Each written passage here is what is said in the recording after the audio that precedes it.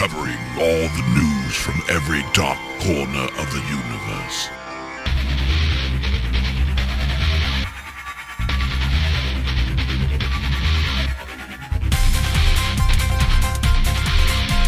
SliceofSciFi.com.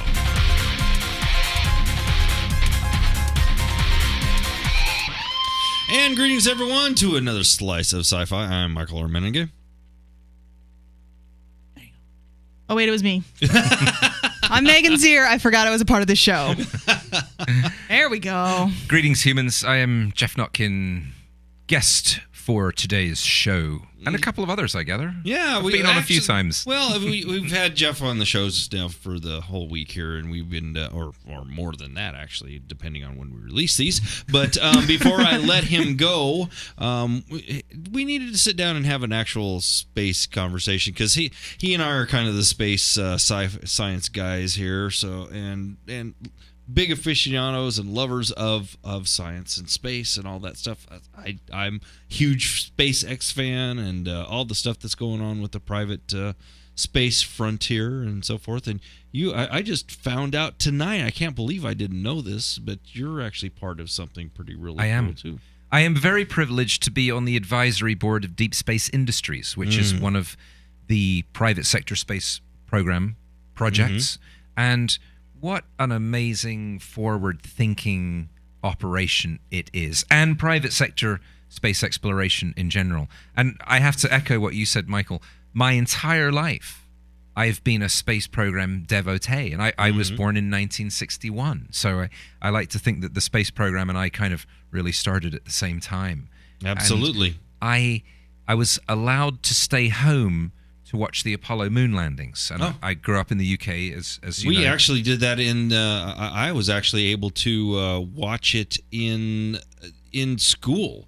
We broke class when all hung out in the gymnasium and watched the actual moon, the moon launch, the spacewalk, the first on the moon, all that stuff.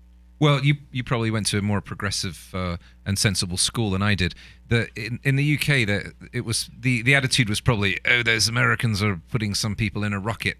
It wasn't the kind of thing that you would be allowed to watch in school. I don't think they even had a television at my school. It was very Dickensian. Were they just like, this is going to end badly with dead Americans? I think maybe it was envy. Oh, I mean, they had rocket envy. Well, look at what we did. Well, look at what German rocket scientists did for us, really. I should say.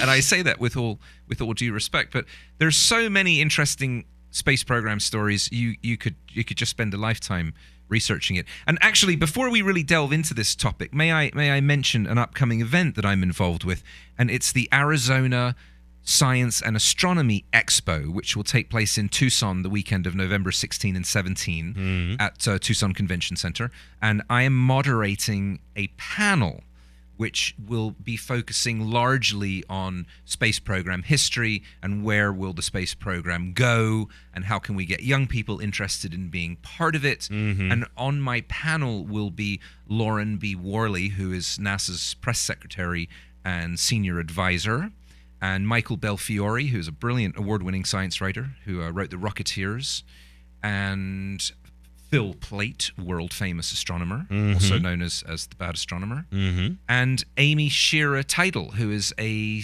space historian. Wow. And there's so much great material here, and I often go back and reread books and articles about the space program, and I just never get tired of watching the old video of the things that we did. And and that's really the conversation that I want to have, because this is the big exciting thing that's happening in the world today, is that before, in the past, it has always been the government's domain to be in space exploration. It was never in the private sector. Exactly. This privatization of space. NASA's become the rock stars of exploration with their robots. I mean, the Challenger and Opportunity and Spirit and all the stuff that they're doing on Mars is fantastic. They're doing some really great stuff that just does not make it to the mainstream medium. All the really great stuff that's going on with the moon stuff. We're shooting stuff to the moon, and a lot of people don't even freaking know it. I mean, we got probes going around the moon. They actually impacted the spacecraft that impacted in the moon just to see if there was any water in the dust and so forth. That was a really awesome thing. Got no press. Nobody even talked about that. So there's so much happening with NASA, but the private sector is the ones that's really exciting because they're picking up all the slack. They're the ones that are now doing. SpaceX has a contract now. The new one that just went up here last week. I can't remember the name of it. That is docking with a space station. They had an issue. They weren't able to dock for a little while, and they actually were able to dock. I mean, these are going to be the people that put us in space the way that Arthur C. Clarke and all of the great science fiction writers saw us in space. They're not there to do science. They're not there to do exploration. They're there to make money and privatize space. Go out and mine an asteroid for its resources. Bring it, basically get rich in space. It's the new frontier. It really is. And we're at a very pivotal and very important moment.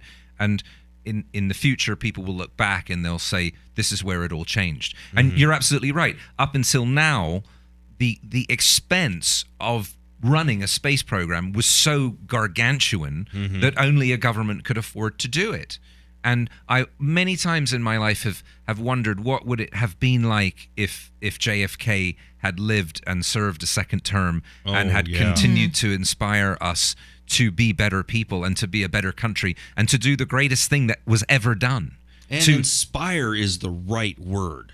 That's the thing that has been lacking over the last few decades is there's no the inspiration to go to space is not been there. And I feel like it's coming back. Oh, it definitely is. It's coming back in abundance. And what a bold undertaking it is. It's one thing for the government to say, okay, we're going to throw tens of billions of dollars at this and we're going to get people to the moon and bring them back safely to Earth. And this is a good time to point out the statistic, which you may well be familiar with. But I read some very interesting articles about the real cost of the Apollo mission. Right. And when NASA was at its greatest, that being the late 60s and early 70s, when we were building Saturn V rockets and lunar modules and everything else, and not just building the hardware, but devising the technology required to get us there. It wasn't a case of just saying, okay, let's just build a bigger rocket and let's make a better spacesuit and make a guidance computer. We didn't have those things. They didn't exist. That's right. There was no guidance computer. That had to be fabricated from scratch, in order to get our guys there and back. And that technology that was developed has been feeding our technology for for decades and decades. It has just grown and grown, and it was that innovation that actually propelled us into the forefront of the world. And we're kind of lost a little bit. Yes, I agree with you completely. So in NASA's heyday, and I'm a lifelong NASA fan and enthusiast, and I've got many friends who work with NASA, and I've had the privilege of working with them, and they continue to do great things, and may they forever. But when they were at their greatest, building Saturn V rockets, their entire operating budget was less than 1% of the GNP. Can we really not afford 1% of our GNP? Absolutely. That's and it's criminal that we are not giving more money to science and we give so much more to military. Our bloated, unbelievably out. It's so much money going to other services, and it's like we're asking for just a small amount to propel us into a different direction, into a different paradigm where we're actually embracing smart and innovative and exploration and how about Mars One, where we're talking about people who are signing up to be shot to Mars to never return again, to go there to die. Well, and doesn't that just underline how excited people are about the space program? Absolutely. Most people, or many people, certainly most of the people that I know and I call friends, are great supporters of these ideas. And okay, so our government is not going to fund the manned exploration of space, the human exploration of space, I should say. Doesn't look that way. To the same degree. And let me do a caveat on that so I don't get a ton of email on it. Not go to die, go to live on Mars. Yes, I know you're not going there just to die eventually. To never return. To never return. I mean, never come back. So, but yeah, I mean, the things they'll do there are probably pretty impressive. But yeah, they're not. All right, so our government's decided they're not going to fund NASA the way they used to. That's very disappointing to me. Yes, but it is. There is a wonderful, solid, and very real alternative that exists, and that is private sector space program. It really is. And that is Virgin Galactic. That's the X Prize. It's Deep Space Industries, which I'm part of. It's Planetary Resources. All these different companies are, as you said, not looking at it because they have an unlimited government budget. They're looking at it because they want to get out there and do it, and they want to make a profit. Mm-hmm. This is the key. If we can figure out a way to responsibly exploit the resources in space, then we'll do it, because Americans are innovative and like to build and greedy things. as hell. Right, I was about to say, we don't even have to be responsible about it. That's right. Well, I hope it's yeah, done we hope it responsibly. is, Yeah. but we also had westward expansion. That wasn't super responsible either. Well, hopefully if we have a first contact, or I should say when we have a first contact situation, we act a little bit more responsibly than we have in history. Hopefully we aren't on the other side of the Yeah, right. of the situation. There is that too. So Can I tell you a little bit about the nuts and bolts of why Deep Space Industries is so innovative and why I think it's a winner, and why I jumped at the opportunity to be part of it when Rick Tumlinson, who's the founder, invited me. And he is a brilliant guy. He's a lifelong space program advocate and has advised a number of presidents on space program and NASA. Anyway, he's a fascinating guy. So the biggest problem that we have in exploring space and commercializing space, mining it, is the cost of getting things into orbit. yeah, absolutely. And it costs thousands of dollars for every pound that goes into orbit. And that's water for astronauts to drink, and that's spacesuits, and that's fuel for spacecraft, and tools, and everything else, food, everything that you need up there, thousands of dollars a pound. So how can you get around that? And the answer is you build what you need in space. Right. You just take the little bits up there to fabricate it. And to me, the brilliance behind Deep Space Industries is get small, inexpensive spacecraft into space to map asteroids and find asteroids that seem like they would be good candidates for mining. Once they've been located, and you send mining ships there equipped with a device that can 3D print the parts that you need after the raw materials have been extracted from asteroids. Right. That means you can build ships and space stations and extract fuel and extract water and get everything else that you need in space. And to me, the most wonderful part about that is you don't have to build aerodynamic ships. You could have ships that look like the cruisers in Babylon 5, and that would really make me Borg happy. cube. Exactly. So if you look back in history, James Watt, inventor of the steam engine, did he have a government subsidy? No. Wright brothers? No. Many or most of the greatest inventions and innovations in human history have been made by individuals. Mm-hmm. And so, always will be. Yeah. I mean, the reality is that the government bureaucracy is really good at getting things started, but not really following through and doing it well. You know, it's private sector and greed has always been the best motivator. You need the both to balance them out. Yeah, absolutely. Well, and we hope that the exploration of space is also being done for more noble reasons. I think, yes, we are being realistic here and saying, okay, well, look, if there's a buck to be made, then people are going to line up to make that buck. And but there has to be. The reality is that the people that we love space. We absolutely love it to death. But if we can't make $1 doing it, we can't afford to do it. I mean, I think Richard Branson is awesome for building Spaceship One and wanting to do Virgin Galactic and do these really great things.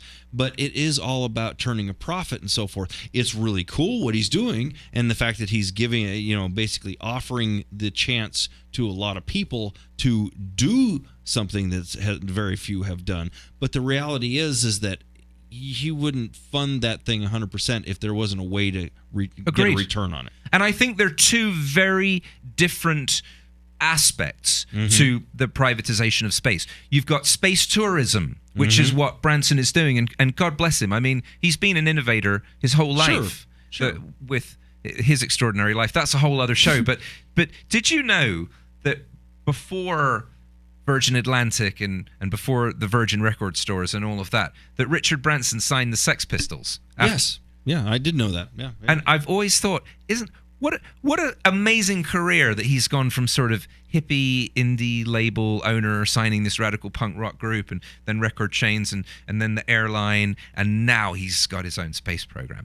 This is why there's nothing wrong with commerce and making a profit if you do it the right way. Look at what he's done with his money. Yeah. He's really been involved in a lot of great adventures. So we've got space tourism, people basically paying a lot of money to go into orbit or go to a space station or something like that. And then you've got your commercial mining exploitation of space, which is Deep Space Industries and Planetary Resources and other you other got groups. your ferrying, which is basically SpaceX and damn, it's going to drive me crazy. I can't remember. I can't remember who's the next one that's up there.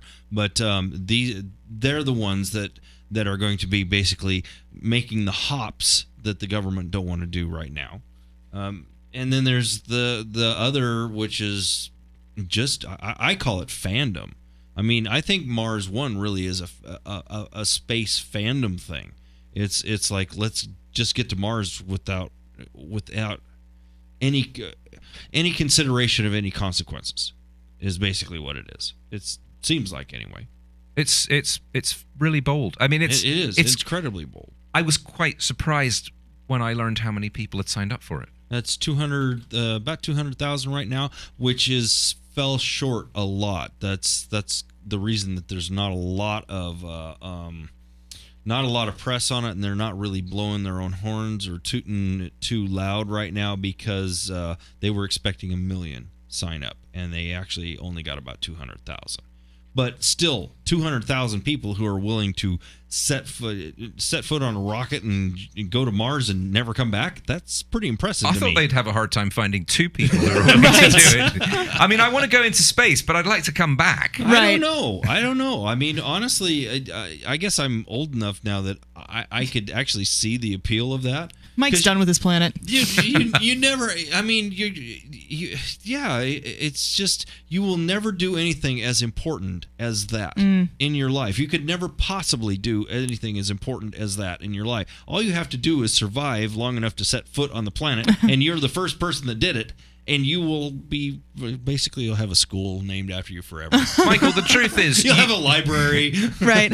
You just, the Michael R. Menengue Spaceport. Pretty much, yeah. Right. Yeah. Exactly. I mean, wretched hive of scum and villainy. That's right. You don't have to do anything except set foot on the freaking planet. I thought it was a lot of pressure, but when you put it that way, kind of sounds a little more appealing. You don't have to really succeed. You don't really have to do anything important. He stepped foot on the planet and died. Set foot on the planet and you died. That's it. I wonder if hopefully I actually got there and did something a little more important than that. But even if you didn't, that's still enough.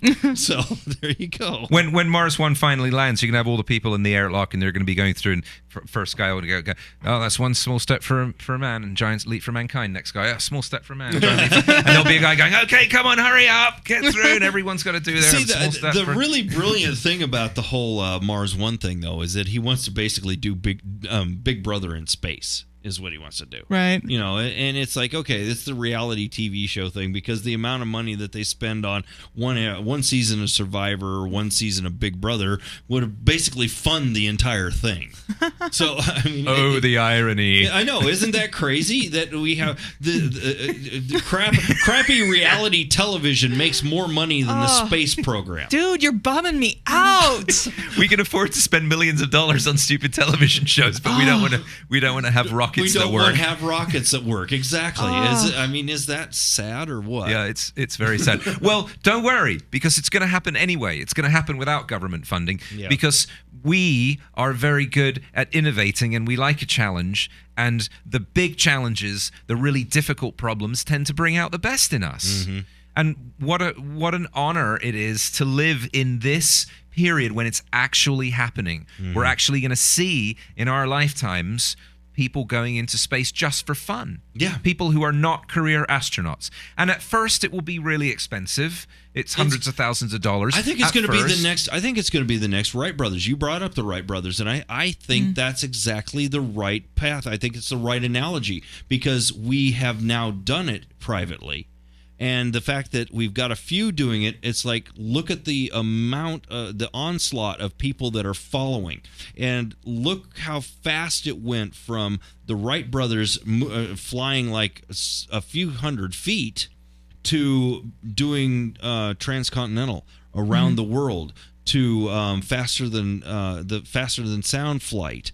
I think we're going to see the same thing here, that as we start innovating, as we start doing it better, it's going to escalate to a point where it's going to move faster than people agree really completely. realize. 40 years from the Wright brothers flyers to the first jet plane. Absolutely. 40 years. 40 years. Half a lifetime. If we could do the same with spaceflight in another 40 years, 50 years, wow. I mean, we could actually have the moon bases. We could have a Lagrange point finally. You know, they've been talking about that for 60 freaking years now. To put something out in Lagrange 1. So Lagrange 1, for those of you out there, that means that it's the point between the moon and Earth where the gravity equalizes. So you don't have to actually have anything. You don't have to expend any energy in that station in order to keep it in place. That's huge because it's just basically a floating rock in space that just sits there forever. It'll never move.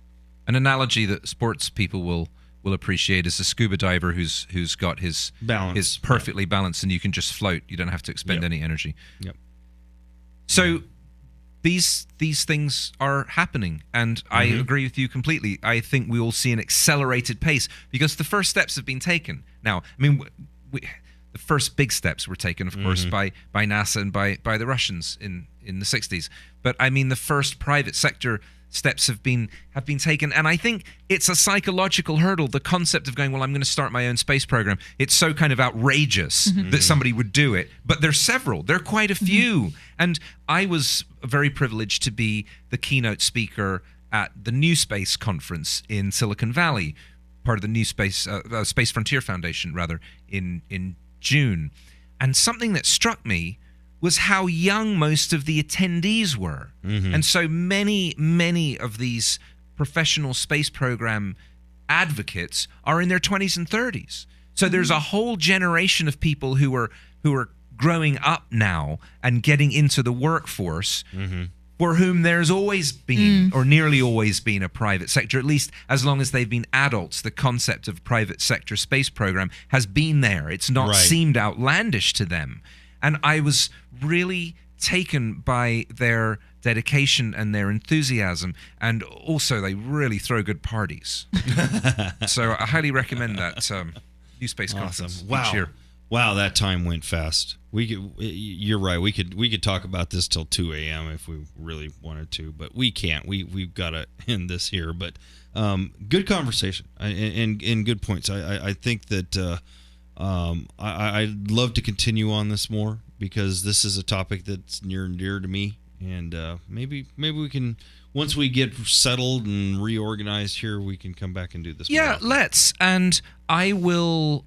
When I come back next time, I'll bring my space helmet. Awesome. I actually happen to have one, and I think if we reconvene in 6 months or a year, I think in that time we will have seen more major exciting developments. And I'll leave you with one last thought, and that is when we did the Deep Space Industries launch in California earlier this year, there was a wonderful little news snippet on one of the geek TV shows, and I can't remember the name of it, but there's this lovely lady, very bubbly, excitable host, and she was doing a piece about us and DSI and planetary resources, and she said, you know, if a few years ago someone had said, "Hey, soon we're going to have 2 asteroid mining companies," I would have said, "What is this? The Jetsons?" And isn't it amazing? Yeah, so space rockets. Right. Yeah, there we go. Yeah. But it's not. Remember, it's not just one group of people doing this. There are people all over the world determined to get us back into space. Absolutely, and we're going to be